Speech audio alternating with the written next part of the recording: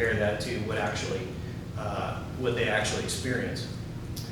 And then I should point out that for budgetary reasons, we did not include an inspection of the storm drains underground. There's 0.4 miles, so you've got almost half a mile of underground storm drain system.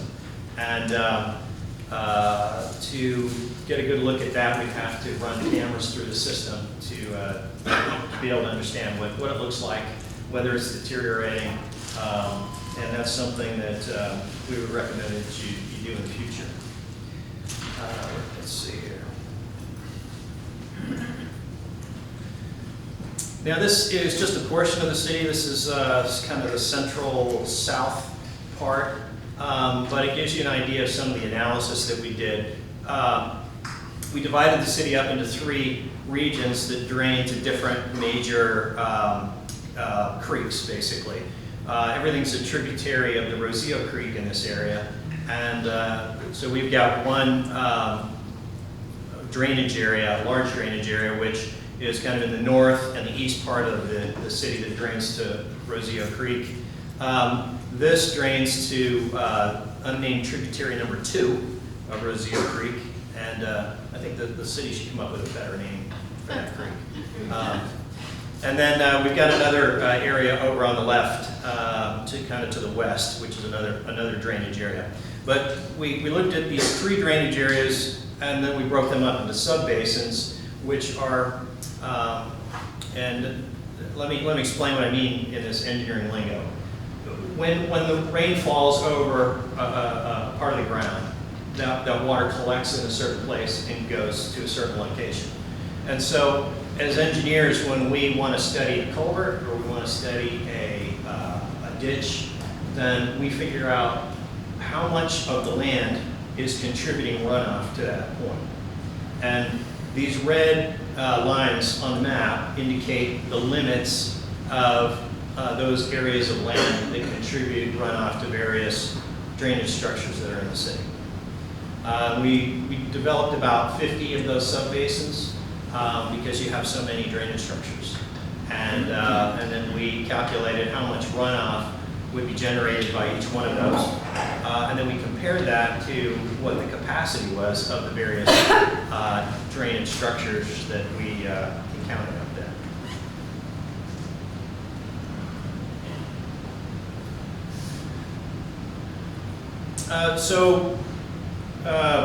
When we tabulated our list of problems, this is typically what we found. You've got some street flooding, so you've got places where the water gets so high that you can't get vehicles through at times, and so you've got some places that you close down routinely when it rains, some roads, streets.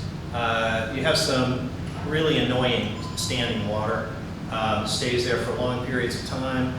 It's a nuisance, it's an aesthetic problem. Can generate mosquitoes and also make maintenance difficult. So if you're trying to mow in those areas, it's very difficult. And then we have kind of the result of what I was describing earlier, this sedimentation problem, and also the moving soil. You get adverse grading, and that means that the creeks and the ditches are sloped backwards sometimes. And so that basically makes the bottom of the channel act like a dam, and so you get these ponds and bird baths in the drainage systems. We mentioned sedimentation, and then some places just had a lot of vegetation, and it's kind of a chicken and egg thing. I don't know which came first, but there's a lot of vegetation in certain areas, which slows down the water and increases flooding. But it also makes it difficult to maintain, and you can't maintain it because there's water standing there.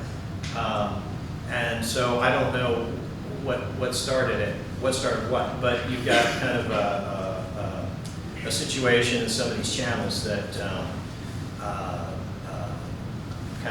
there's a kind of a feedback loop that prevents it from being easily repaired. Take the next slide here.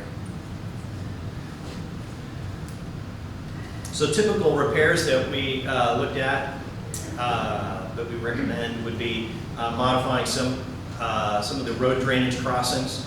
So in some areas, really there's some regrading of the roads that need to be done in order to reduce the depth of the water at the crossings and maintain access for traffic.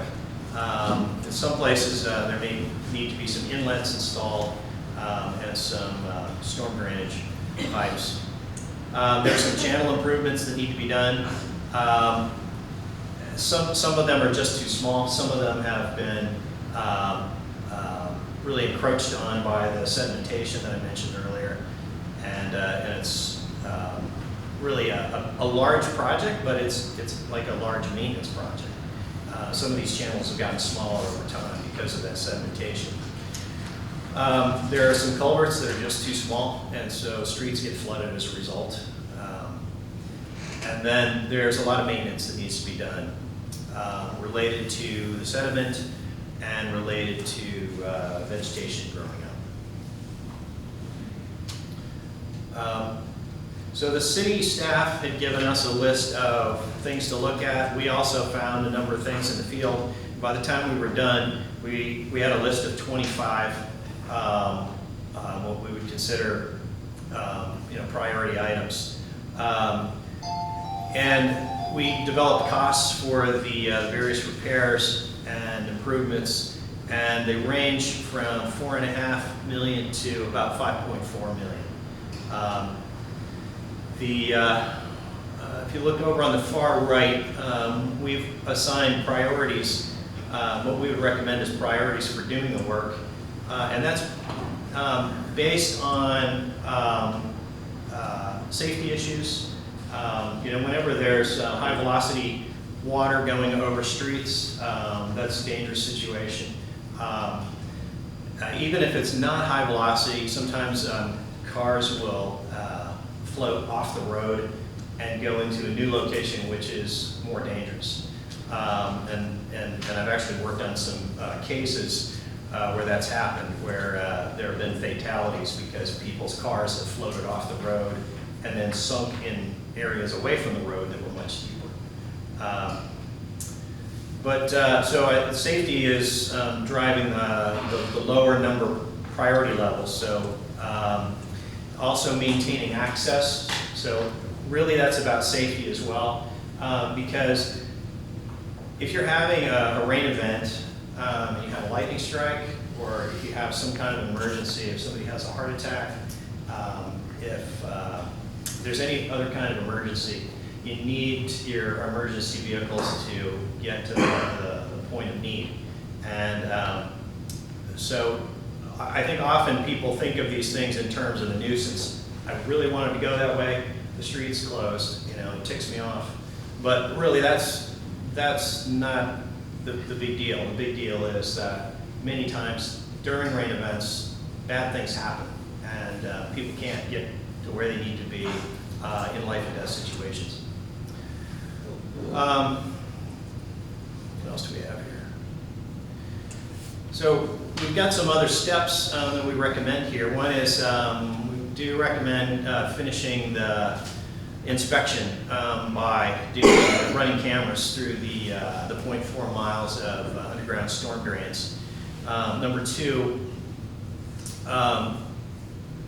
some of the drainage issues are not drainage issues on their own. They're related to the streets.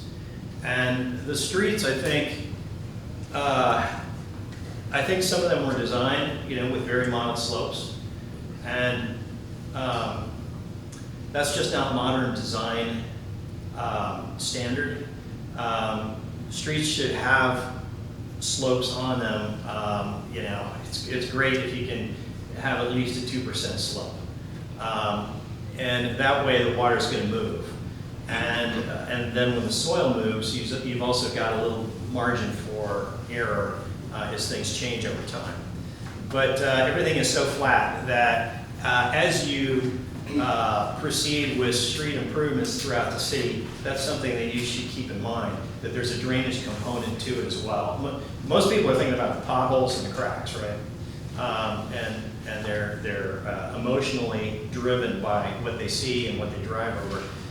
But this is a real important consideration, that as you progress through that, you should phase in drainage improvements as well. And that's going to involve changing some of the slopes of the streets and adding some inlets and things like that, which were not included in this report. Also, there may be certain funding sources that you qualify for. That's something you should look into.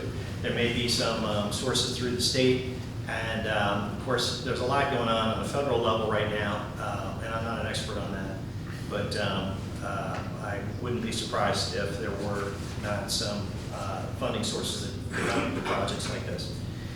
And then always keep in mind that you want to prioritize these things that are going to really solve the biggest problems. So keep safety high on the list, and maintain access as much as possible. You want all-weather access throughout the city as much as possible. And even if you can't budget for total access everywhere, at least make sure you've got an alternative route to get to all parts of the city.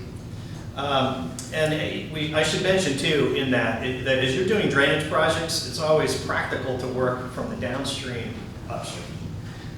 Because when you fix drainage, you need the water to go somewhere. And so you need to keep that in mind as you work your priorities and you phase it for success. And then that's number 5, is there's just a process that's going to be involved in phasing this out, making sure that the pieces come together in a way that makes sense and does the most good for the city. So I think that's the last slide. Ah, there's the last slide. So I'd be happy to answer any questions if you have any. Go ahead, Councilmember Street.